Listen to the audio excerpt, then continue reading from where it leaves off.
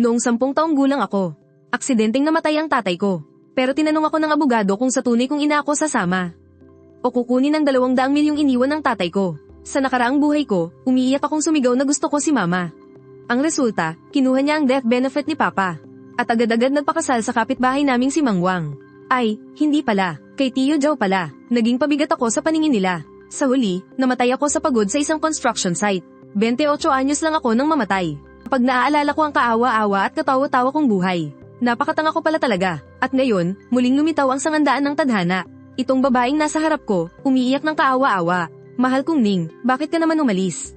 Paano na kaming mag-inang iniwan mo? Humagulgol siya ng buong pait. Halos manlambot ang buong katawan na parang putik.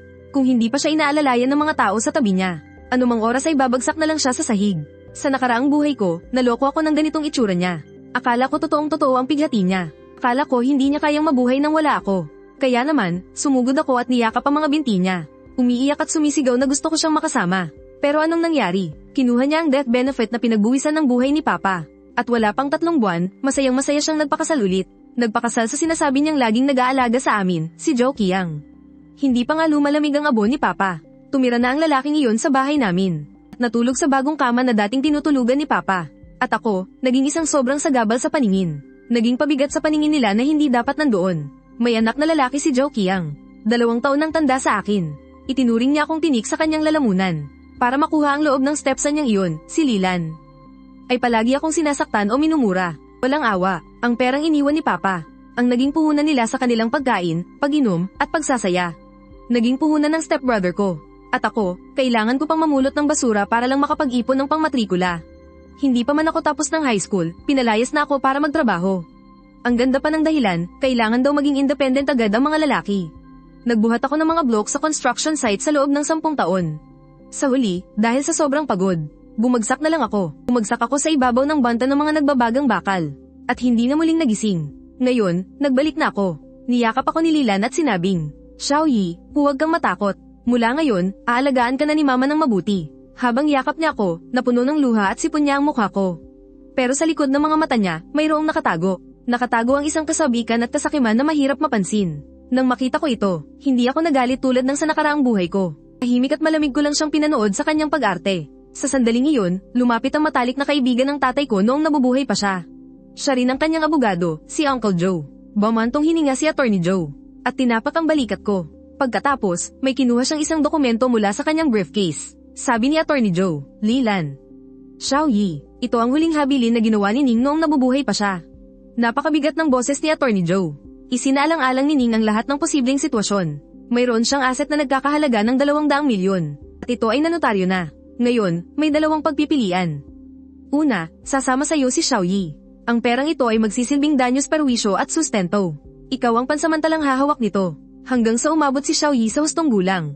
Pagkarinig nito, agad na bumilis ang paghinga ni Lilan. May nakakatakot na kislap sa kanyang mga mata, habang tinititigan niya ng mariin ang dokumento ng huling habilin. Pangalawa, kung pipiliin ni Xiaoyi na hindi sumama sa'yo, ang perang ito ay ililipat sa isang trust fund, na ako ang mamamahala, at si Xiaoyi lang ang may tanging karapatang gumastos nito. At ikaw, Lilan, ay walang matatanggap na kahit anong parte.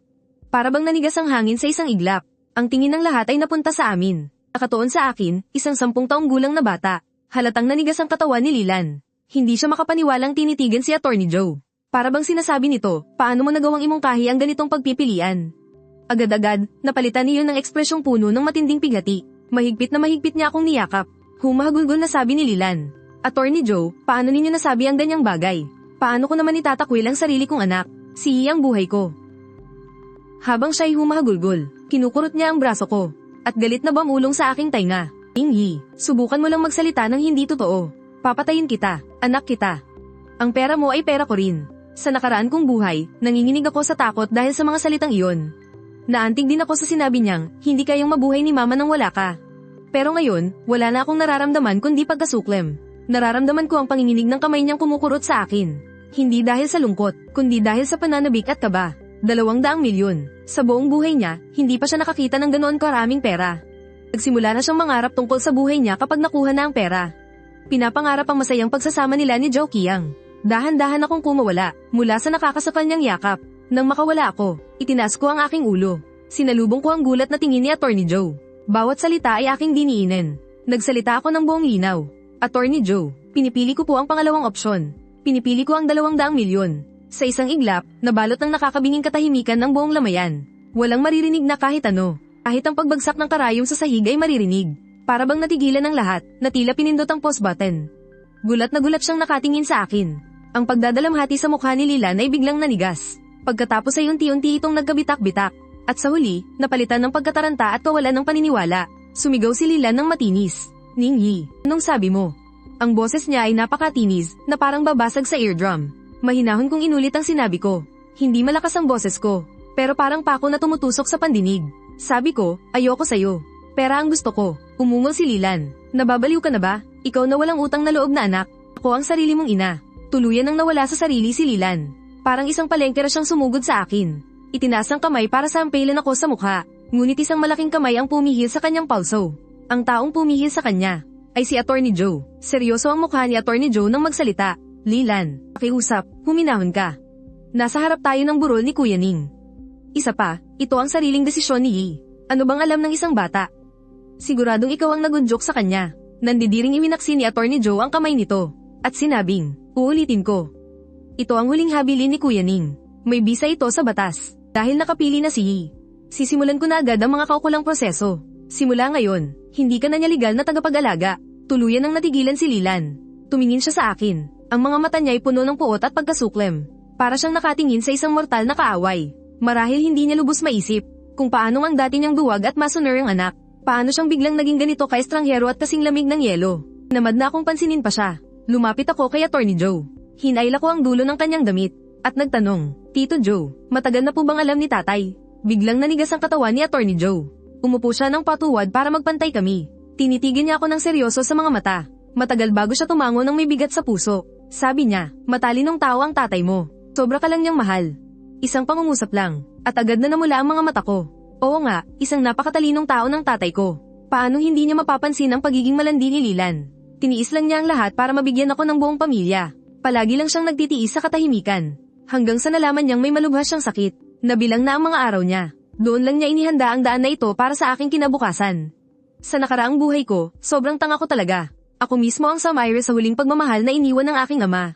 Sa buhay na ito, hinding-hindi na ako magkakamali. Pinili ko ang 200 milyon.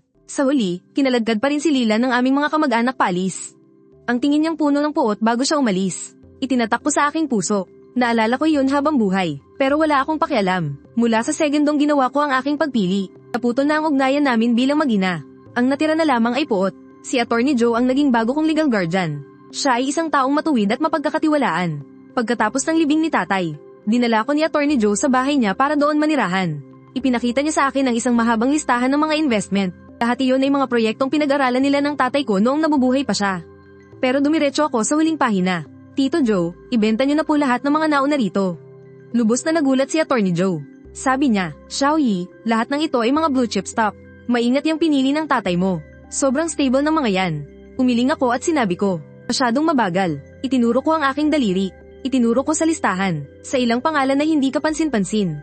Ay invest lahat ng pera sa mga kumpanyang ito. Sabi niya habang nakakunot ang noo. Penguin, Ali, anong klaseng mga kumpanya to? Minsan hindi ko pa narinig. Xiaoyi, hindi biro ang pag-i-invest. Uncle Joe, nagtitiwala ka ba sa tatay ko? Natigilan siya saglit, pagkatapos. Siyempre, nagtitiwala ako. Agad siyang tumango at sinabi, kung ganoon, magtiwala ka rin sa akin ngayon. Ito ang sinabi sa akin ng tatay ko sa panaginip.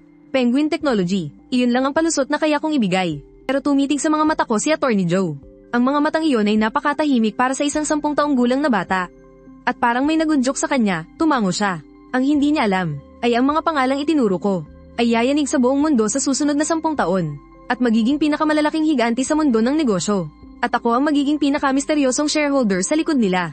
Pagkatapos kong ayusin ang lahat ng ito, tuluyan na akong nakahinga ng maluwag. Nagtakda ako ng bagong layunin sa buhay para sa aking sarili. Ang mag-relax lang. Oo, tama, ang mag-relax lang sa buhay. Sa dati kong buhay, nagpakamatay ako sa pagod.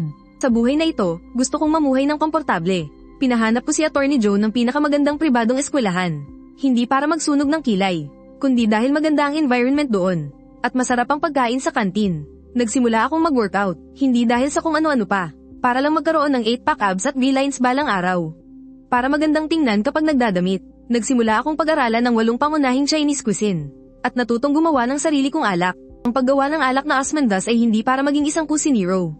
Ito'y para lang sa sarili kong kasiyahan at panlasa. Ipinasa ko ang lahat ng mahihirap na gawain kay Attorney Joe. Pagkatapos noon, ipinasa ko ulit ito sa isang profesional na team na binuo ni Attorney Joe para sa akin. Ang pinuno ng team ay isang lalaking nagngangalang Lauwo. Isang elite na galing pa sa Wall Street.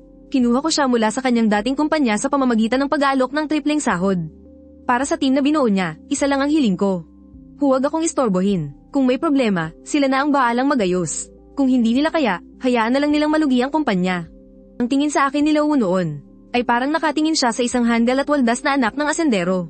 Pero, tapat pa rin niyang sinunod ang mga utos ko. Kaya ang buhay ko ay naging ganito. Boss, tumaas na naman ng 3 beses ang presyo ng stocks ng Penguin Company. Kumita tayo ng 50 bilyon.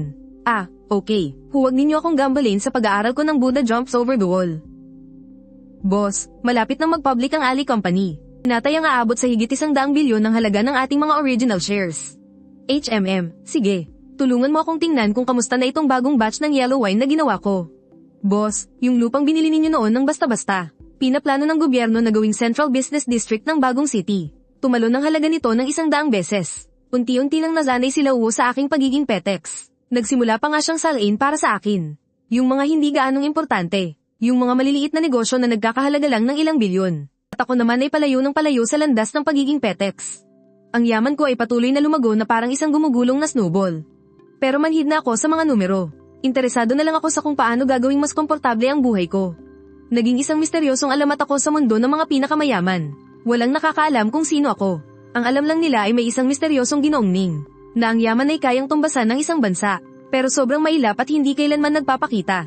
Hanggang sa pagsapit ng aking 18 kaarawan. Isang babae ang dumating, at sinira ang aking payapang buhay na puro pagpapahinga. Si Xiao Wanqing, ang dati kong nobya.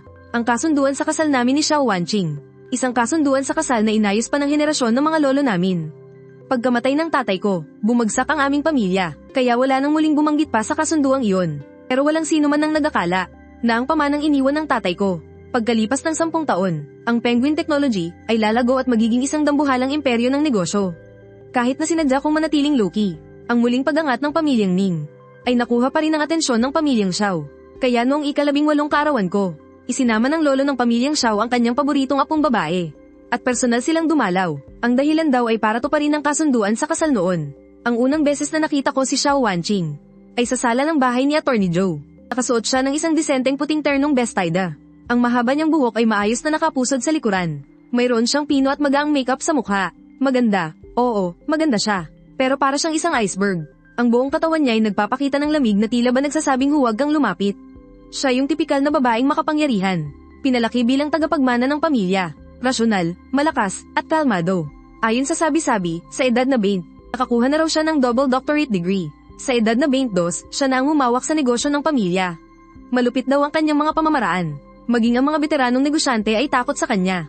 Sa mundo niya, mayroon lamang siyang karera, interes, at datos. Itinuturing niyang pinakawalang silbing kahinaan ng emosyon. Ikaw si Ningyi, tama. Sabi niya habang nakaupo sa tapat ko. Magkapatong ang mga binti. Ang tingin niya ay parang isang scanner. Sinusuri ako mula ulo hanggang paa. May halong pagsusuri at hindi may tatagong pangmamaliit. Noong mga oras na yun, kagagaling ko lang mag-gym. Nakasuot ako ng maluwag na sportswear. At basa pa sa pawis ang buhok ko.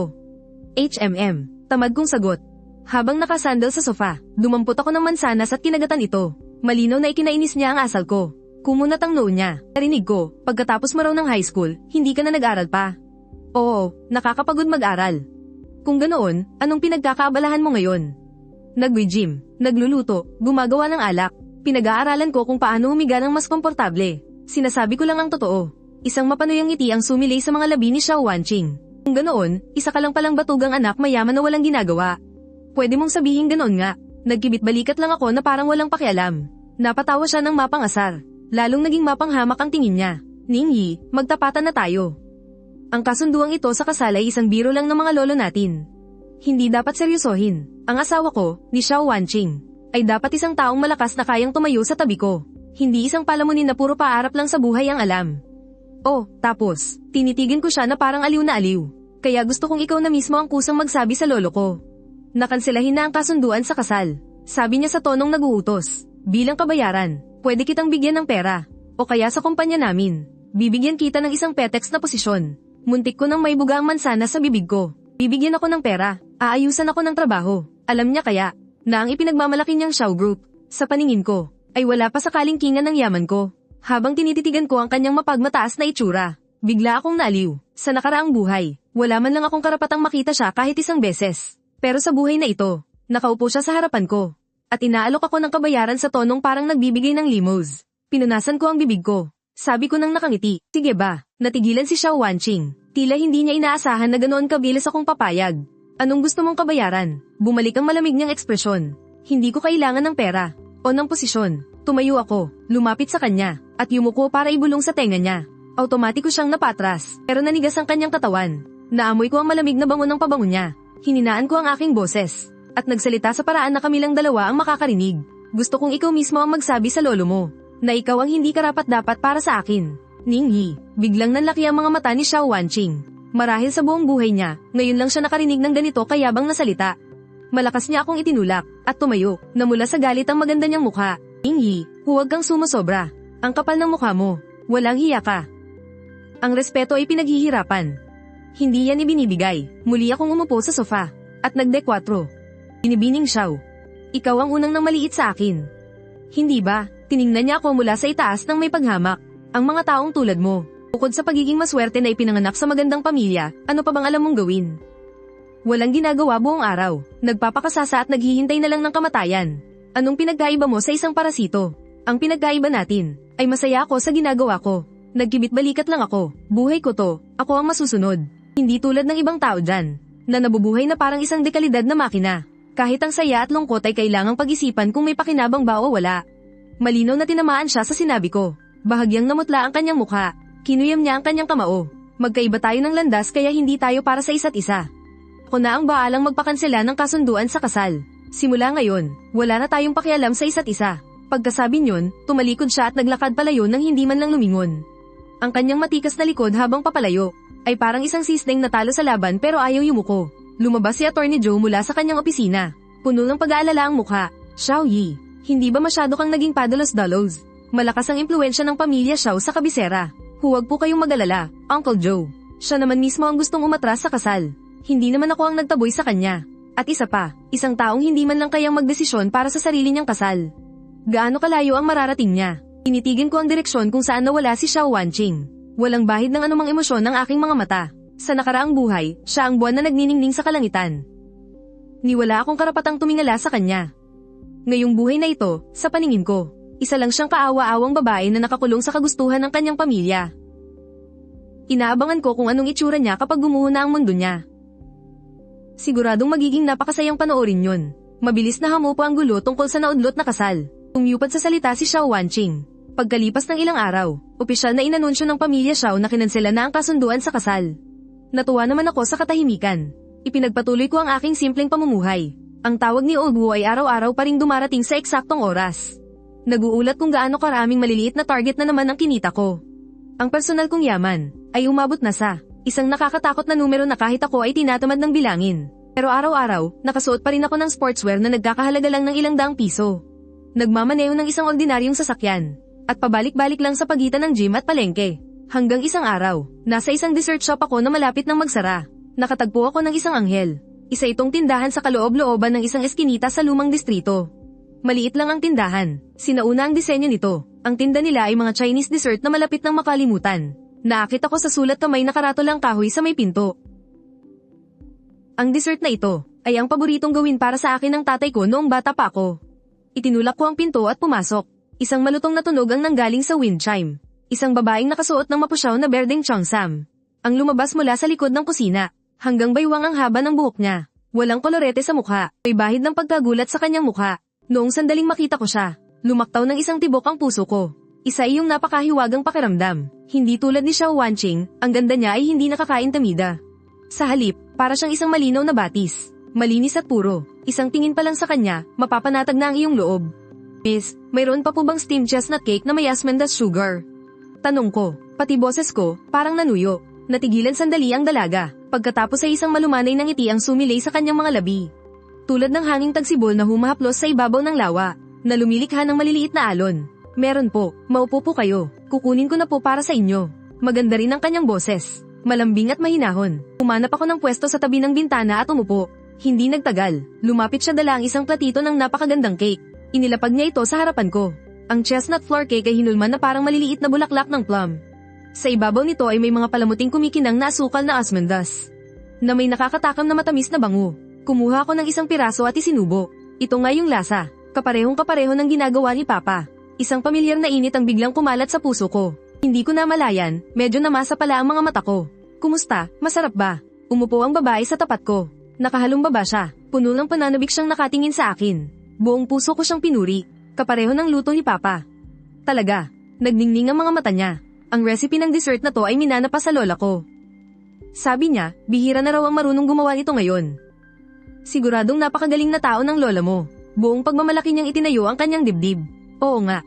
Ako si Shen Yuchu. Ako ang nagtayo ng shop na to. Ikaw, ako si Ningyi. Para kaming matagal nang magkakilala. Nagsimula kaming magkwentuhan. Noon ko lang nalaman, mayaman pala sa kasaysayan ng pamilya niya. Mga kusinero pala ng emperador ang mga ninuno niya. Mula pagkabata, namulat na siya sa mga tradisyonal na gawaing ito. Ayaw niya ng 9 to 5 na trabaho sa malalaking kumpanya. Kaya nagtayo na lang siya ng sarili niyang maliit na shop. Ang gusto niya lang ay maipamana ang mga magagandang lasa na ito. Nakakagulat na halos pareho pala kami ng mga pinahahalagahan sa buhay. Pareho naming gusto ang marahang takbo ng buhay. Pareho kaming may pagmamahal sa tradisyonal na kultura. Isang pagmamahal na halos matatawag ng katigasan ng ulo. Nang hapong iyon, nakaupo lang ako sa maliit na dessert shop na iyon. Kausap siya ng napakatagal. Tumatagos ang sikat ng araw sa bintana at tumatama sa kanya. Na para bang binabalot siya ng gininto ang liwanag. Pinagmasdan ko ang nagniningning niyang mga mata habang siya ay nagsasalita. At ang mga cute niyang ngiting hindi niya namamalayan. Tila may pumuno sa isang puwang sa puso ko. Bigla kong naramdaman na ang puso kong dahil sa muling pagkabuhay ay tumanda at tumigas, ay nagsisimula na namang lamambat. Mula ng araw na iyon, ang dessert shop ni Shen Yuchu ang naging bago kong tambayan. Araw-araw akong pumupunta roon, umulan man o umaraw, minsan para tikman ang bago niyang dessert, minsan naman para uminom ng tsaang siya mismo ang nagtimpla. Pero sa maraming pagkakataon, nakaupo lang ako roon, tahimik siyang pinapanood habang abala. Sobrang abala siya, mag-isa lang siya sa tindahan. Paghahanda ng mga sangkap, paggawa, pag-asikaso sa mga customer, pati na rin ang paglilinis. Siya mismo ang gumagawa ng lahat, pero hindi siya kailanman nagrereklamo. Laging may ngiti ng kasiyahan sa kanyang mukha. Nagsimula akong tumulong sa kanya. Noong una, sa paghuhugas lang ng pinggan. Kalaunan, sa paghahanda ng mga gulay. At pagkatapos noon, pinayagan niya na rin akong pumasok sa kanyang kusina sa likod, para panoorin siyang gumawa ng mga dessert. Hindi malaki ang kusina niya sa likod, pero napaka-organisado ng lahat. Lahat ng kagamitan ay maayos na nakasalansan. Sobrang focus siya kapag nagtatrabaho. Para siyang isang debotong artist. Ang pagmasdan ng kanyang mga payat na kamay. Kung paano niya nagagawang mga pambihirang obra maestra ang mga simpleng sangkap, ay isang kasiyahan. Minsan, tinutulungan ko siyang buhatin ng isang mabigat na sako ng harina. Dahil kagagaling ko lang mag-gym, nakasuot lang ako ng isang masikip na sports sando. Nakatayo si Shen Yuchu sa likuran ko. Pinapanood ang mga kalamnan kong lumitaw dahil sa pagbubuhat. At bahagyang namula ang kanyang mga pisngi. Ningye, ang ganda ng katawan mo. Ibinaba ko ang sako ng harina. Humarap ako at sadyang nag-flex. Gusto mong hawakan. Akala ko tatakbo siya palayo dahil sa hiya. Hindi ko inaasahan na iniunat niya talaga ang kanyang kamay. Malamig ang dulo ng kanyang mga daliri. May kasamang bahagyang amoy tamis ng malagkit na kanin. Dahan-dahang idiniin sa mga guhit ng abs ko. Wow, ang tigas. Para siyang nakatuklas ng bagong mundo. Nanlaki ang mga mata ko. Biglang nanigas ang katawan ko. Isang alon ng init ang umakyat mula sa tiyan ko hanggang sa ulo. 2 buhay na ang naranasan ko. Ito ang unang beses na isang babae ang ganito kung mangasal sa akin.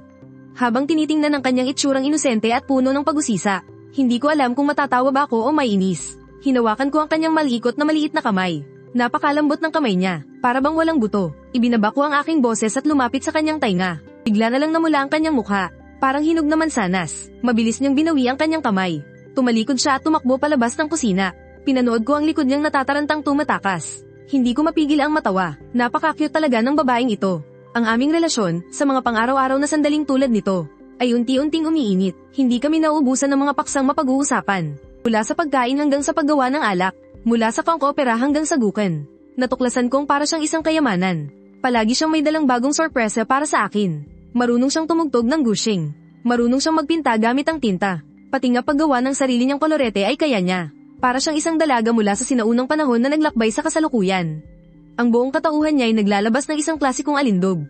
Kapag kasama ko siya, karamdam ko'y bumabagal ang buong mundo. Nagiging payapa at maganda ang lahat. Ang puso kong dati kontento na sa simpleng buhay, ay nagsimulang makaramdam ng kaunting pagbabago. Son CA, nagsimula akong abangan ng bawat araw na makikita ko siya. Anabangan na makita ang kanyang ngiti. Anabangan ng aming pag-aasaran. Anabangan ng kanyang mga hindi sinasadyang maliliit na kilos. Nagsimula pa nga akong mag-isip na kung sa mga susunod na araw. Araw-araw ko siyang makakasama. Mukhang hindi rin naman masama. Binigyan ko ng espesyal na pangalan ng kanyang dessert shop. Tinawag ko itong aking imperial na kusina. At binigyan niya ako ng isang palayaw.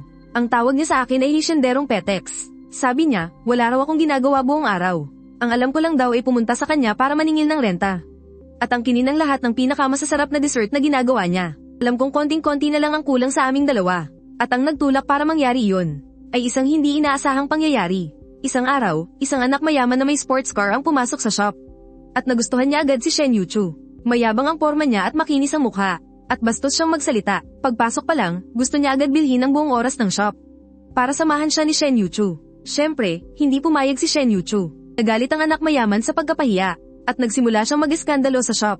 Marami siyang sinirang gamit. Noong mga oras na iyon, nasa kusina ako at nag-aaral ng mga bagong recipe. Nang marinig ko ang gulo sa labas, agad akong lumabas. Nakita ko ang wasak na tindahan. At ang namumutlang mukha ni Shen Yuchu sa takot. Isang hindi may paliwanag na galit ang biglang kumulo sa loob ko. Sa dalawang buhay ko, ngayon lang ako nagalit ng ganito. Hamarang ako sa harap ni Shen Yuchu. At malamig kong tinitigan ng anak mayaman na iyon. Lumayas ka. Sino ka bang P*** ng asterisk na ka? Lakas ng loob mong pakialaman ako. Mayabang na idinuro ako sa ilong ng anak mayaman. Hindi ako nagsalita. Kinuha ko lang ang cellphone ko at tinawagan si Lauwo. Lauwo, tulungan mo akong i-check ang isang plate number. Sa loob ng 5 minuto. Gusto kong mawala siya at ang kumpanya ng pamilya niya dito sa syudad. Natigilan sandali ang anak mayaman. Pagkatapos ay humalakak siya ng malakas. Ha, nakakatawa ka. Akala mo ba nasa pelikula ka? 5 minuto para ipawala ang pamilya ko. Kilala mo ba kung sino ang tatay ko? Tahimik ko lang siyang pinanood. Para akong nakatingin sa isang patay na tao. Wala pang 3 minuto. Tumunog ang cellphone ng mayamang binata. Sinagot niya ang tawag. Biglang nanigas ang ngiti sa kanyang mukha. Ano, Dad? Anong sinasabi mo? Na-freeze ang mga account ng kumpanya. Pinansela ang lahat ng partnership. Paanong nangyari yun? Sino ba ang kinalaban natin? Nanginginig ang boses niya dahil sa takot. Sa huli, pabagsak siyang napaluhod sa sahig. Nalaglag ang cellphone mula sa kanyang kamay. Tinaas niya ang kanyang ulo. Tumingin siya sa akin na parabang nakakita ng isang halimaw. Nanginginig ang kanyang mga labi. Wala siyang masabi ni isang salita. Maaari ka na bang umalis ngayon? Sabi ko nang walang emosyon. Halos madapa-dapa siyang tumakbo palabas. Iniwan niya maging ang mag-ara niyang sports car. Bumalik ang katahimikan sa tindahan. Tumingin sa akin si Shen Yuchu. Ang magaganda niyang mga mata ay puno ng pagkabigla. At may bahid ng paghanga. Ningyi, ikaw. Humarap ako para tingnan siya. Maingat kong pinunasan ng mga bakas ng luha sa kanyang mukha. Huwag kang matakot. Nandito ako. Pagkasabi niyon, hindi ko na hinintay ang kanyang reaksyon. Yumuko ako. At hinalikan ng kanyang medyo malamig na mga labi. Ang mga labi ni Shen Yuchu ay kasing lambot ng inakala ko. Ay dalang banayad na tamis ng Asmendas candy. Noong una ay nanigas siya. Parang isang nagulat na USA. Pagkatapos ay dahan-dahan siyang nag-relax. At medyo asiwa na tumugon sa akin. Magaan at mababaw lang ang halik na iyon. Pero para itong kuryenteng tumama sa puso ko. Pagkaraan ng ilang sandali, mabigat sa loob ko siyang binitawan. Nakayuko siya. Pulang-pula ang mukha niya, na parang dadyugo na. Hindi siya makatingin sa akin. Shen Yuchu. Hinawakan ko ang mukha niya. At pinatingin sa mga mata ko. Seryoso akong nagsalita. Maging girlfriend kita, pwede ba? Kinagat niya ang kanyang labi. Ang mahahaba niyang pilikmata ay nanginginig na parang pakpak ng paru-paro. Pagkalipas ng ilang sandali, saka lang siya parang bamulong na lamok. At mahinang tumugon ng oo. Ngumiti ako, para akong tanga. Niyakap ko siya ng mahigpit. Pakiramdam ko, pag-aari ko na ang buong mundo. Sa 2 buhay ko, ngayon ko lang unang naramdaman kung ano ang kilig. Kung ano ang kaligayahan. Mahina siyang nagsalita habang nasa yakap ko. Nakakatakot ka kanina. Natakot ba kita? Sa isang tawag mo lang, kaya mong pabagsakin ng isang kumpanya. Ningyi, sino ka ba talaga? Tinitigin ko ang kanyang malinaw at inosenteng mga mata. Alam kong hindi ko na ito pwedeng itago pa sa kanya. Sinabi ko na sayo, isa lang akong malaking landlord na nagre-relax lang. Pinisil ko ang ilong niya. Medyo marami lang ang lupa ko, yun lang. Piling-pili kong ikinwento sa kanya ang tungkol sa akin. Siyempre, hindi ko sinabi ang sikreto tungkol sa muli kong pagkabuhay. Sinabi ko lang na ang papa ko ay nag-iwan sa akin ng malaking mana. Ginamit ko ang perang yun para mag-invest at kumita ng konting pera. Kumurap si Shen Yuchu. Konting pera. Yung kayang magpabagsak ng kumpanya sa loob ng 5 minuto. Gaano ba kakonti ang konting pera na yan, ha? Nag-isip ako sandali at sinabi ko sa paraang maiintindihan niya. Siguro yung dessert shop mo. Kaya kung bumili ng 10,000 niyan. Napasinghap si Shen Yuchu. Matagal siyang nagbilang sa mga daliri niya. Pagkatapos ay tumingin siya sa akin na gulat. Bilyonaryo ka.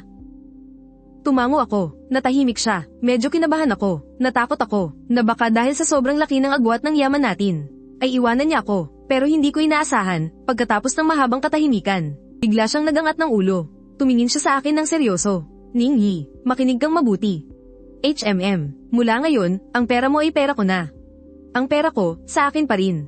Natigilan ako saglit, pagkatapos ay humalakak ako ng malakas. Binuhat ko siya, at inikot-ikot ng ilang beses. Sige, lahat ng gusto mo, masusunod. Aking pinuno ng maharlikang kusina. Nahilo siya sa pag-ikot ko sa kanya. Kaya napakapit na lang siya sa leeg ko. At tumawa ng parang kumakalansing na kampanilya. Alam kong hindi ako nagkamali ng taong pinili. Ang mahal ko ay si Shen Yuchu mismo. Hindi ang kung anumang karang yan ang meron siya. Simula nang maging kami ni Shen Yuchu, ang dati kong simpleng buhay ay naging mas makulay. Sabay kaming nag-eeksperimento ng mga bagong dessert. Sabay kaming gumagawa ng mga bagong alak. Hihilahin niya ako para magpunta sa palengke tuwing umaga. At makikipagtalo sa tindero para lang sa ilang sentimo hanggang sa mamula ang mukha niya sa hiya. Dadalhin ko rin siya sa mga 3-star na Michelin restaurant para matikman niya ang mga pagkain mula sa iba't ibang panig ng mundo. Gustong-gusto niyang hawakan ng abs ko. Ang sarap daw sa pakiramdam. Parang palo-palo. Ako naman, gustong-gusto kong halikan ang kanyang lalagukan. At pagmasdan ng pamumula ng kanyang mga pisngi dahil sa pangingilig. Katulad kami ng lahat ng magkasintahan na sobrang in love. Sobrang sweet at malambing sa isa't isa. Sabi ni Old Wu tungkol dito. Araw-araw daw siyang nabubusog sa kaswitan namin. Boss, ito po ang acquisition proposal ng Huanyu Group. Kailangan po ng pirma ninyo. Ilagay mo na lang dyan, igagawa ko muna si Yucho ng rock sugar pear dessert. Boss. Ito po ang imbitasyon para sa isang dinner party mula sa European Royal Family. Ay decline mo na, sasamahan ko si Yucho na manood ng bagong pelikula. Boss, si CEO Xiao po ng Xiao Group, gusto kayong makausap. Pag-uusapan daw po ang isang partnership. Nang banggitin ni Old Wu si CEO Xiao. Maingat siyang sumulyap sa akin. Natigilan ang kamay ko. Ang pangalang Xiao Wanqing. Matagal ko nang hindi naririnig. Walang emosyon kong tinanong. Anong kailangan niya sa akin? Paliwanag ni Old Wu. Ang Xiao Group po ay nagkakaproblema sa cash flow ngayon. Kailangan nila ng malaking investment. Nalaman daw nila ang tungkol sa Yifan Shanfeng natin. Kaya gusto nilang makipag-partner. Ang Yifan Shanfeng ay isang investment company na ipinatayo ko kay Old Wu. Isa rin ito sa mga kumpanya sa ilalim ng malawak kong business empire. Ang pinakamaliit at hindi gaanong kapansin-pansin. Pero kahit itong maliit na kumpanyang ito, para sa Xiao Group, ay isa ng dambuhalang kailangan nilang tingalain. Talagang gulong ng palad, yung dating napaka-ere, yung Ice Queen na CEO na nagsabing hindi ako karapat-dapat sa kanya. Ngayon, ay darating para magmakaawa sa akin para sa investment. Isang mapaglarong ngiti ang sumilay sa aking mga labi. Sabihin mo sa kanya, kung gusto niyang makipag-usap, kailangan niyang personal na pumunta sa Yushanfang ko. Yushanfang, ang dessert shop ni Yuchu. Litong-lito si Old Wu. Dalhin niya ang proposal niya. Tingnan natin kung gaano siya kasansero. Tingnan nga natin. Kapag nakita ni Xiao Wanqing na magkasama kami ni Shen Yuchu, makita niya ang dating walang kwentang tao na pinakaminamaliit niya. Na ngayon ay naging isang taong kailangan niyang tinggalin. Ano kayang magiging itsura ng mukha niya? Talagang mas lalo akong nasasabik. Nang dumating si Xiao Wanqing, nasa likod ako ng kusina. Ginagawan si Shen Yuchu ng paborito niyang crab xiaolongbao. Nakasuot ako ng puting chef's uniform. May apron, at may harina pa sa mga kamay ko. Si Shen Yuchu naman, parang isang kuting. Nakayakap sa bewang ko mula sa likod. Nakapatong ang baba niya sa balikat ko. Habang patagang kinakain ang kaluluto ko lang na crab roe. At kasabay nito'y inuutusan ako. Pangit ang pagkakatupi dito, ulitin mo. Hala, tatagas na yung sabaw. Tanga, pwede na to, pasado na. Aprobado na ng hepe, hinayaan ko lang siya sa kalokohan niya. Paminsan-minsan, lilinggan ako para halikan siya sa pisngi. Puno ang kusina ng bango ng pagkain.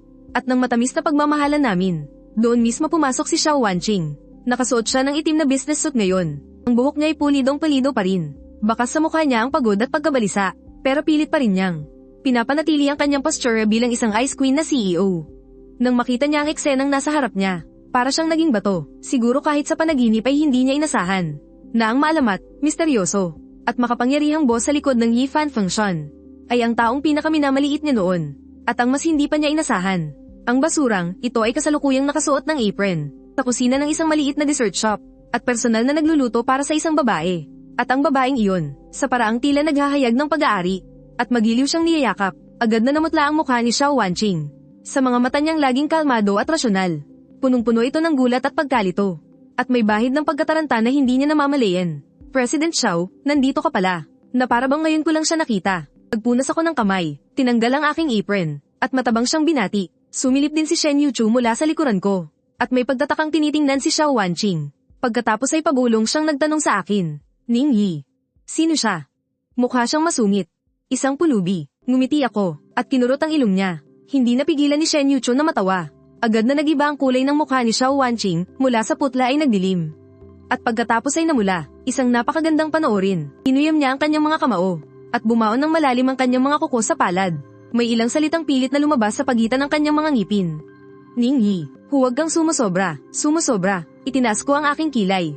President Xiao, kung hindi ako nagkakamali. Ikaw mismo ang nagsabi noon na wala tayong kinalaman sa isa't isa. Ngayon, kusa kang pumunta rito. Kung hindi ka na parito para mamalamos. Ano pa ang ginagawa mo rito? Hinaila ko si Shen Yuchou papunta sa mesa sa labas at umupo kami.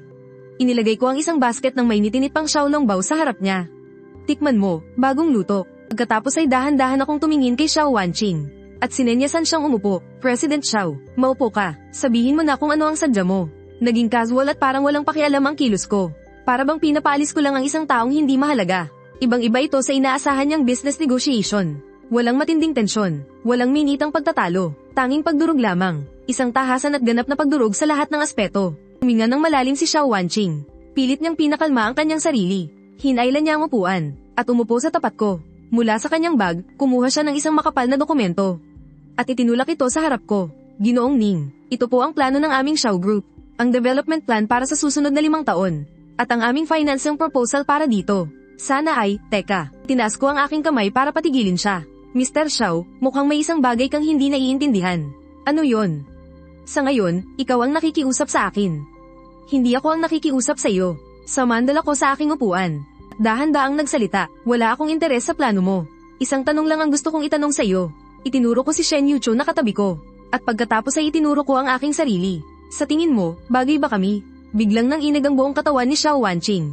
Tumingin siya sa akin, at saka tumingin sa katabi ko. Si Shen Yuchou, na dahan-daang kumakain ng xiaolongbao, na may hitsura ng purong kaligayahan sa kanyang mukha. Gumalaw ang kanyang mga labi, pero wala ni isang salita ang lumabas mula rito. Bagay ba kami? Ang tanong na iyon ay parang isang matalim na punyal, na bumaon ng malalim sa kanyang mapagmataas na puso. Ang lalaking nasa harapan niya ay gwapo at napakayaman, at sukdulan ng kapangyarihan. Ngunit handa siyang para sa isang ordinaryong babae, na personal na ipagluto ito ng sabaw. Ang pagmamahal na nakikita sa kanyang mga mata. Iyon ay isang lamang na hindi niya pa nakikita kailanman. At ang babaeng iyon, kahit simple lang ang pananamit, pero malinis ang kanyang ngiti, at malinaw ang kanyang mga mata. Ang buong katawan niya ay nagpapakita ng kaligayahan ng isang taong pinaliligiran ng pagmamahal. Habang magkatabi silang nakaupo, para silang isang perpektong larawan ng kapayapaan. At ako, nakasuot ng mamahaling damit, may hawak na makapal na proposal. Parang isang piyasong nakaupo rito. Nagmamakaawa para sa kititing na habag mula sa lalaking ito. Dati-rati, ako ang nakatayo sa harapan niya. At sa tonong parang naglilimos, pinalayas ko siya sa mundo ko. Pero ngayon, nagbago na ang ihip ng hangin. Ang matinding kabalintunaan at pagsisisi ay parang alon na lumunad sa kanya. Ang kanyang kayabangan, ang kanyang katinoan, ay nawasak lahat sa isang iglap. Nahirapan siyang magsalita, paos ang boses na halos hindi na niya makilala. Bagay kayo. Talaga, napangiti ako, pero natatandaan ko, may nagsabi noon na isa akong walang kwenta. Isang palamunin. Hindi raw karapat-dapat sa kanya. Nawala ang huling bahid ng kulay sa mukha ni Xiao Wanqing. Alam niyang iniinsulto ko siya, gamit ang mga salitang binitawan niya noon. Ibinabalik ko sa kanya ng buo, Ningyi. Inaamin ko, nabulag ako noon.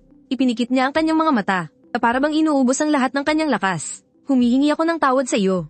Pero iba ang trabaho, at iba rin ang personal. Ang partnership na ito ay talagang mahalaga para sa So Corporation. Nagmamakaawa ako sa iyo, nagmamakaawa sa akin. Pinutol ko ang sasabihin niya.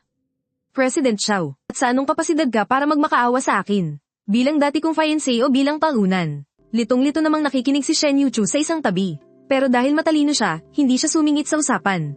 Tahimik lang niyang nilagyan ng isang xiaolongbao ang mangkok ko. At gamit ang kanyang mga matang malinaw, tahimik niya akong sinuportahan. Ang maliit na kilos na iyon, ang tuluyang nagpabagsak sa depensa ni Xiao Wanqing. Nakita niya ang koneksyon naming hindi na nangangailangan pa ng mga salita. Iyong pagiging malapit na tila ba'y nakaukit na sa aming mga buto at dugo. Iyon ang bagay na hindi niya makukuha kailanman. Ang akala niya noon, ang hinahabol niya ay ang tuktok ng kanyang karera. Ang walang kapantay na kapangyarihan. Ngunit hanggang ngayong araw na ito, sa kanya lang napagtanto, na kapag nakatayo siya sa itaas at minamasdan ng lahat, napakahungkag at napakalamig pala ng kanyang kalooban. Napanalunan niya ang buong mundo, pero nawala naman sa kanya ang kaisa-isang taong maaaring magbigay init sa puso niya. Ningyi, muli siyang nagsalita, garalgal na ang kanyang boses. Parang awa mo na. Pakiusap. Umiyak siya, iyong taong palaging mataas ang tingin sa sarili. Ang kasing lamig ng yelo na si Xiao Wanqing. ay umiyak, dumaos daw sa mga luha sa kanyang pinong pisngi. At pamatak sa proposal na labis niyang ipinagmamalaki, na nag-iwan ng basang marka. Tahimik ko lang siyang pinanood. Walang bahid ng kasiyahan sa puso ko. Tanging panlalamig lamang. Sa nakaraang buhay, marahil ay lulumambot pa ang puso ko dahil sa mga luha niya. Pero ngayon, hinding-hindi na. Kinuha ko ang proposal, hindi ko man lang sinulyapan. At diretsong itinapon sa basurahan sa tabi ko. CEO Xiao, tumayo ako, at tiningnan siya ng may pangingibabaw. At nga pala, may sasabihin ako sa'yo. Hindi ako interesadong bilhin ng isang kumpanyang malapit ng malugi, lalo na kung ang may-ari ng kumpanyang ito ay ikaw. Pagkasabi niyon, hindi ko na siya tiningnan. Hinawakan ko ang kamay ni Shen Yuchu, at tumalikod kami papasok sa kusina. Mula sa likuran ko, narinig ko ang hindi na mapigil ang pag-iyak at pagguho ni Xiao Wanqing. Alam kong simula sa araw na ito, ako mismo ang dumurog sa kayabangan ng babaeng iyon. At simula pa lang ito, umalis si Xiao Wanqing na parang wala sa sarili. Hindi ko na pinansin kung anong nangyari sa kanya. Dahil may isang taong mas kasuklam-suklam pa ang biglang sumulpot. Si Lilan, ang sarili kong ina. Hindi ko alam kung saan niya nalaman. Pero natuntun niya ang dessert shop ni Shen Yuchu. At hinarang din niya mismo ang pinto. 10 taon kaming hindi nagkita. Tumatanda na siya, at mukhang mas pagod. Ang babaeng dating may alindog pa, ngayon ay puno na ng kulob at ang gilid ng mga mata niya. May mga puti na ring buhok. Ang suot niyang damit ay mumurahin lang, galing sa bangkita. Kitang-kita sa mukha niya ang pagiging palengkera at tuso. Sa isang tingin pa lang, alam mo na hindi naging maganda ang buhay nila ni Zhao Qiang sa mga nakaraang taon. Noong una, winoldas nila ang pera ng tatay ko. Tapos, nalulung pa sa sugal si Zhao Qiang. Mabilis nilang naubos ang lahat ng yaman nila. Ngayong wala na ang perang iyon mula sa tatay ko. Siguradong mas mahirap pa ang buhay nila. Pagkakita niya sa akin, sumugod siya. Akmang yayakapin ako tulad ng ginawa niya 10 taon na ang nakalipas. Nandidiring umiwas ako. Anak ko. Sa wakas, nahanap ka na ni Mama. At sinimulan na naman niya ang kanyang madramang pag-iyak. Sabihin mo kung anong kailangan mo. Sabi ko ng malamig. Kung wala, lumayas ka. Paano mo nasasabi yan sa mama mo? Alam kong galit ka pa rin kay Mama. Pero noon, may mabigat din kasing dahilan si Mama. Sobrang hirap ng buhay namin ng tito mo sa mga nakaraang taon. Naloko siya sa negosyo, baon kami sa utang. Halos wala na kaming makain ngayon. Ikaw, Xiaoyi, matagumpay ka na ngayon. Hindi mo naman pwedeng pabayaan si Mama, di ba? Habang pinupunasan niya ang kanyang mga luha, sinimulan niyang magpaawa. Akma siyang luluhod habang nagsasalita. Kumunat ang noo ko. Lumabas si Shen Yuchu mula sa tindahan. Nang makita niya ang eksena, medyo nataranta siya. Ningyi, sino siya? Isang taong hindi importante. Tinago ko si Shen Yuchu sa likod ko. Ayokong madungisan siya ng ganitong klaseng eksena. Sumigaw si Lilan. Itinuro si Shen Yuchu. Anong hindi ako importante? Ako ang nanay niya, ang tunay niyang ina. At sino ka naman? Isa kang mga agaw. Gusto mong akitin ang anak ko. Pera ba ng pamilya namin ang habol mo? Ano? Namutla ang mukha ni Shen Yuchu. Tuluyan ang nagdilim ang mukha ko. Sinabi ko ng mariin, bawat salita. Kasing lamig ng yelo ang boses ko.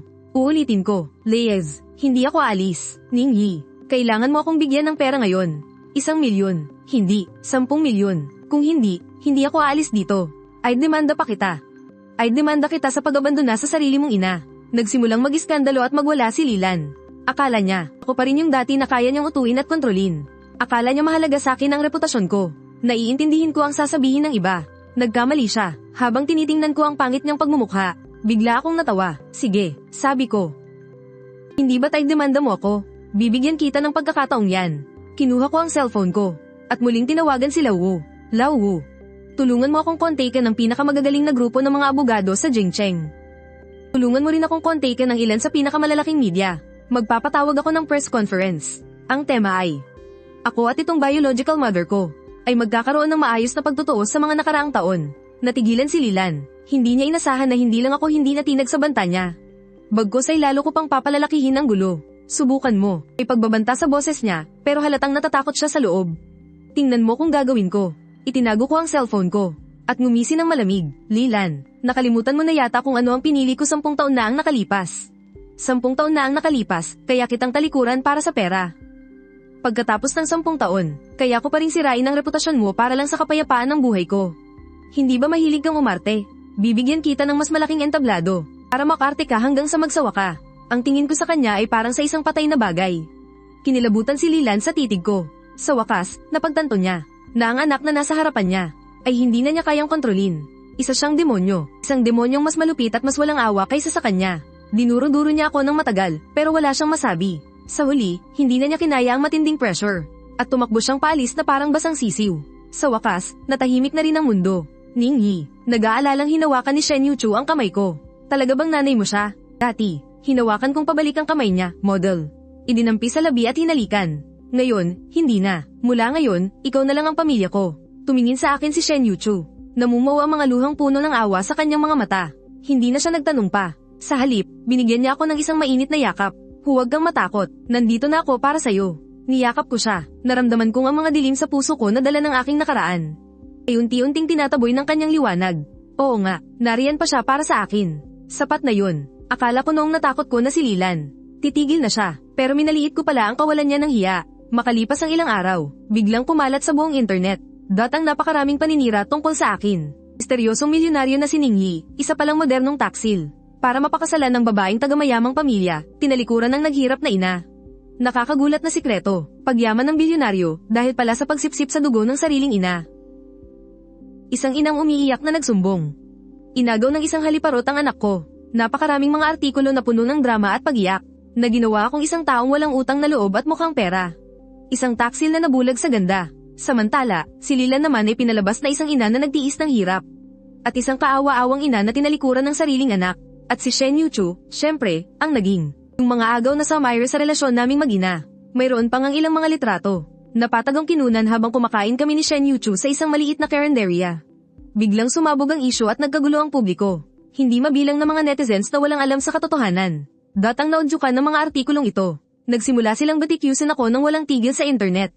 Ang pangalan ko ay umakyat sa trending list sa unang pagkakataon sa ganitong paraan. Mayroon pang ang ilang mga mas radikal na netizen na nahanap ang dessert shop ni Shen Yuchu at binuhusan ng pintura at tinapunan ng basura ang harapan ng tindahan. Tinawag siyang walang hiyang kabit. Sobrang natakot si Shen Yuchu. Ilang araw siyang hindi naglakas loob na buksan ang pinto. Nagtago siya sa mga bisig ko, umiiyak dahil sa sama ng loob. Niyakap ko siya, at parang dinudurog ang puso ko sa sobrang awa. Ningyi, hindi ako ganoon. Hindi ako mga agaw. Alam kong hindi ka ganoon. Huwag kang matakot, nandito ako para sa lahat. Ngayon lang nagliyab ng ganito ang galit sa mga mata ko. Lilan, Zhou Qiang. Talagang sinubukan ninyo ang pasensya ko. Ang plano ko lang sana ay hayaan kayong magdusa sa sarili ninyong kagagawan. Pero pinili ninyong galitin ang taong pinakamahalaga sa akin. Kung ganoon, huwag ninyo akong sisisihin kung magiging malupit ako. Inutusan ko si Olgu na mag-imbestiga. Mabilis na lumabas ang resulta. Sa likod ng lahat ng ito, gaya ng inaasahan, sina Lilan at Zhou Qiang ang may pakana. Kumuha sila ng isang mumurahing marketing company. Nagbayad sila sa mga troll. Sila mismo ang gumawa at bida sa buong palabas na ito. Pero ang masikinagulat ko, ay may kinalaman din pala si Xiao Wanqing sa likod ng lahat ng ito. Kahit hindi siya direktang sangkot, pero ang PR company na pag-aari niya, sa gitna ng gulo sa social media, ay nagsilbing gatong para lalong palakihin ang apoy. Magaling, ang gagaling ninyo. Ang isa ay ang walang hiya kong ina. At ang isa naman ay ang dati kong fiancé na hindi matanggap ang pagkatalo. Dahil gustong-gusto ninyong magkampihan. Kung gayon, isasama ko kayong dalawa pababa sa impyerno. Hindi ako nagmadaling linawin ang issue. Hindi ko rin ipinatanggal ang trending topic. Hinayaan kong mas lalong lumaki ang issue. Gusto kong mas mataas pa ang kanilang lipad, para mas malakas ang kanilang pagbagsak. Pagkalipas ng 3 araw, noong kasagsagan ng galit ng lahat sa akin sa internet, ipinatawag ko ang press conference na inihanda ko para kay Lilan. Ang lokasyon ay sa pinaka-prestihiyosong 7-star hotel sa Kabisera. Sa pinakamalaking grand ballroom nito, inimbitahan ko ang mahigit 100 pangunahing media outlet mula sa buong bansa. Ningyi, ang paghahandang ito ay wala pang katulad. Inimbitahan ko rin si Lilan sa press conference. Siguro akala niya ay sisuko na ako. Nababayaran ko na lang siya para matapos ang lahat. Mayroon siyang mayabang na ngiti sa kanyang mukha. Dumating din si Xiao Wanqing. Nakaupo siya sa isang sulok kung saan hindi siya masyadong mapapansin. Gusto niyang makita kung paano ko aayusin ang gulong ito. Nakasuot ako ng isang disenteng handmade na suit. Hawak ang kamay ni Shen Yuchu. Umakyat kami sa entablado. Medyo kinakabahan si Shen Yuchu. Pinagpapawisan ng kanyang mga palad. Binigyan ko siya ng isang ngiti para pakalmayin siya. Walang tigil ang kislap ng mga flash ng camera na parabang nababaliw. Tumikim ako. Humarap ako sa hindi mabilang na mikropono at camera. At sinabi ko ang aking unang mga salita. Magandang araw sa lahat, ako si Ningyi. Inimbitahan ko kayo lahat ngayon para ibahagi sa inyo ang isang kwento tungkol sa pagpili. Ang kwento ko noong ako'y 10 taong gulang pa lang, ay ikinwento ko ng buo at walang bawas. Mula sa huling habilin ng aking ama, hanggang sa mga pananakot ni Lilan. At sa naging huling desisyon ko, nagsalita ako ng mahinahon, walang kahit tititing na emosyon. Para akong nagkukwento ng isang bagay na walang kinalaman sa akin. Pero ang buong lugar ay nabalot sa isang nakabibinging katahimikan. Lahat ng mga reporter ay natigilan. Marahil hindi nila inaasahan na ang katotohanan pala ay isang ganito kalaking pasabog. Agad na namutla ang mukha ni Lilan. Gusto niyang sumugod para kumontra. Pero mahigpit siyang pinigilan ng mga bodyguard na inihanda ko. Siyempre, hindi sapat ang salita lang. Pamitik ako. Umilo ang malaking screen sa likuran ko. At nagsimulang umere doon ng isang audio recording. Kuha yun 10 taon na ang nakalipas. Sa burol, habang binubulungan ako ng pananakot ni Lilan. Ang linyang yun. Ningyi, subukan mo lang magsalita ng kung ano-ano. Papatayin kita, anak kita. Ang pera mo ay pera ko rin. Napakalinaw ng boses. Ako ang nagutos kay Attorney Joe. Mula sa voice recorder na lagi niyang daladala noon. Nailabas ito. Mapaghinala ang tatay ko noong nabubuhay pa siya. Para lang makasiguro si Attorney Joe. Ni-record niya ang lahat ng usapan nila noon. Hindi ko inakala na magagamit pala ito ngayon. Nang marinig ang recording, nagulat ang lahat. Ang mga flash ng camera ng mga reporter ay nakatutok lahat sa namumutlang mukha ni Lilan. Naghihisterikal na sumigaw si Lilan. Peke yan. Gawa-gawa lang yan. Natawa ako. Peke. Kung ganun, pekelin ba to? Biglang nagbago ang nasa malaking screen. Nagsimulang mag-play ang isang video. Wala pang isang buwan mula nang pumanaw si Papa. Sina Lilan at Joe Kiang ay nasa isang mamahaling restaurant. Nagtataas ng baso at nagse-celebrate. Sabi ko na sa'yo, Lanlan, tanga talaga yung batang yun. Siguradong ikaw ang pipiliin niya. Anak ko yun. Kaya kilalang kilala ko. Kapag nakuha na natin yung 200 milyon, lilibutan natin ang buong mundo. Para sa maganda nating kinabukasan. Tagay, sa video, abot tenga ang ngiti nilang dalawa. Sobrang sakit tingnan. Ang video na to, ay ipinagawa ko kay Lauwo gamit ang ilang espesyal na paraan. Para ma-recover mula sa CCTV ng restaurant na yon. Matibay na ebidensya, wala nang may dadahilan pa si Lilan. Bumagsak siya sa sahig na parang basang trapo. Hindi pa tapos. Malamig kong sabi, patuloy na lumabas ang mga bagong ebidensya sa malaking screen. Ang mga IOU sa pagsusugal ni Joe Kiang. Mga record ng pagbibenta nila sa mga naiwang gamit ni Papa. At mayroon pang ang sangla, mga testimonya ng kapitbahay kung paano nila ako inabuso noong bata pa ako. Isa-isa, bawat isa ay kasuklam-suklam. Ang tinatawag na mapagmahal na ina, sa harap ng mga hindi maikakailang katotohanan. Naging isang malaking katatawanan. Ang buong press conference, naging isang pampublikong paglilitis para kina Lilan at Joe Kiang. At ako, mula simula hanggang wakas, ay isa lang kalmadong tagamasid. Sa huli, tumigil ang malaking screen sa isang dokumento. Deklarasyon ng pagtatapos ng relasyon ng mag-ina. Kinuha ko ang mikropono. Ako, si Ningyi, dito, ay formal na nag-aanunsyo. Umalingaw-ngaw ang boses ko sa buong bulwagan. Simula sa araw na ito, pinuputol ko na ang lahat ng ugnayan kay Ginang Lilan. Mula ngayon, sa buhay, pagtanda, sakit, kamatayan, kasal o libing, wala na tayong kinalaman sa isa't isa. Bukod pa riyan, huminto ako sandali. Ang tingin ko ay napadako kay Xiao Wanqing na nasa sulok. Para sa lahat ng malisyosong chismis na naninira sa akin. At sa aking fiancé, si Binibining Shen Yuchu, lahat ng mga individual at kumpanyang sangkot. Hahabulin ng aking legal team ang kanilang buong responsibilidad. Kasama na ang public relations company sa ilalim ng Xiao Group. Biglang nanigas ang katawan ni Xiao Wanqing. Nagangat siya ng tingin. Sinalubong niya ang malamig kong mga mata. Nawala ang lahat ng kulay sa kanyang mukha. Alam niyang nagdedeklara ako ng gyera laban sa kanya. Alam din niya, talo na siya. Talong-talo siya. Ang press conference, naging headline ito sa lahat ng media ng gabing iyon. Agad na bumaliktad ang opinyon ng publiko. Sunod-sunod na nagtrending ang iba't ibang isyu tungkol sa kanila. Sina Lilan at Joe Kiang ay naging kinasusuklaman ng lahat. Kinamumuhian sila ng bawat isa. Kailangan din nilang harapin ang parusa ng batas. Panloloko, pang-aabuso sa bata, pamemeke ng ebidensya. Sapat na ang mga yun para mabulok sila sa kulungan. Nadamay din ang Xiao Group. Bumagsak ang presyo ng stocks nila ng 30% sa loob lang ng isang gabi. Nasa bingit na sila ng pagkalugi. Hindi na malaman ni Xiao Wanqing ang gagawin. Kung saan-saan siya humingi ng tulong. Pero laging bigo, walang sino mang naglakas loob na kalabanin ako sa mga sandaling iyon. Sa wakas, natikman niya ang pakiramdam na tinalikuran ng lahat. At wala nang malapitan. Makalipas ang ilang araw, isang hindi inaasahang tao ang tumawag sa akin. Si Xiao Wanqing. Wala na ang dating lamig sa boses niya. Sa halip, puno ito ng pagod at halos paus na. Ningyi, talo na ako. Iyon ang unang mga salitang sinabi niya. Tumawag ako sa iyo, hindi para magmakaawa na palampasin mo ako. Gusto ko lang magtanong ng isang bagay. Sabihin mo, kung hindi ko kinansela ang kasal natin noon. Posible kayang, hindi. Agad kong pinuto lang sasabihin niya nang walang pag-aalinlangan. Xiao Wanqing, kailanman, hindi ka naging parte ng mundo ko. At hindi ka magiging parte nito. Dahil kailanman, hindi mo ako naintindihan. Ang nakikita mo lang ay ang mga bagay na inakala mo. At ang nagustuhan mo ay ang inakala mo lang na isang malakas na tao. Samantalang ako, noon pa man. Ang gusto ko lang ay maging isang ordinaryong lalaki na nagluluto para sa mga taong mahal ko. Natahimik ng matagal ang kabilang linya. Sa huli, ang tanging narinig ko lang ay isang mahinang tunog. Na parabang tunog ng isang pusong nadudurog, model. Naiintindihan ko, ibinaba ko ang tawag. Alam ko, hindi na ako muling guguluhin pa ng babaeng iyon sa buong buhay niya. Maaaring sa sarili niyang paraan. Muli niyang itatayo ang kanyang imperyo sa negosyo. Pero sa mundo niya, palaging may kulang na isang piraso na tinatawag na kaligayahan. Samantalang ako, matagal ko nang natagpuan ang aking kaligayahan. Pinatay ko ang cellphone ko. At pumasok ako sa kusina. Si Shen Yuchu, suot ang apron na Winnie the Pooh na binili ko para sa kanya. Kumakanta habang hirap na natututong gumawa ng dumplings. Puno ng harina ang kanyang buong mukha. Nang makita niya akong pumasok, binigyan niya ako ng isang napakalaking ngiti. Amo ko, bilis, tulungan mo ako. Ang hepe ng kusina mo ay gustong kumain ng free delicacy dumplings ngayon. Pumasok ang sikat ng araw mula sa bintana. Tumatama sa kanyang cute na mukha. Mainit at napakaganda sa pakiramdam. Lumapit ako, niyakap ko siya mula sa likod. At hinalikan ng kanyang ilong na may harina. Masusunod, aking mahal na reyna, kayamanan, kapangyarihan, paghihiganti. Ang mga bagay na ito, sa sandaling ito, lahat ay naging hindi na mahalaga. Gusto ko lang yakapin ang babaeng nasa harapan ko. Ipagluto siya habang buhay, at makita ang kanyang ngiti habang buhay. Sa muli kong pagkabuhay, ginamit ko ang 200 milyon para putulin ang koneksyon ko sa nakaraan. Pero hindi ko inaasahan, na sa huli, ang napanalunan ko pala ay ang buong mundo. Isang mundo kung saan kasama ko siya.